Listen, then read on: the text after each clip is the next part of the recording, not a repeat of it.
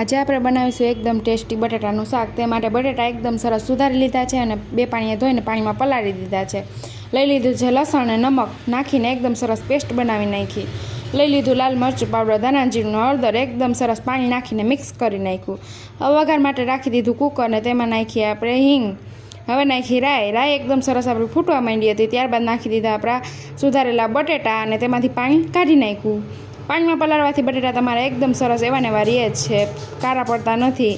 હવે આપણે બટેટા ફ્રાય થવા માંડ્યા હતા તો અમે નાખી દીધી લસણની પેસ્ટવાળી આપણે ચટણી અને નાખી દીધા ઝીણા સુધારેલા ટમેટા। હવે એકદમ સરસ મિક્સ કરી લેશું અને નાખશું થોડુંક પાણી। તો 2 જ સીટીમાં આપણું શાક બનીને થઈ ગયું છે રેડી। તો હવે નાખી દઈશું ઝીણી સુધારેલી ધાણા ભાજી। તૈયાર છે આપણું એકદમ સ્વાદિષ્ટ બટેટાનું શાક। વિડીયોને લાઇક, શેર અને નવા આવ્યા હોય તો ચેનલને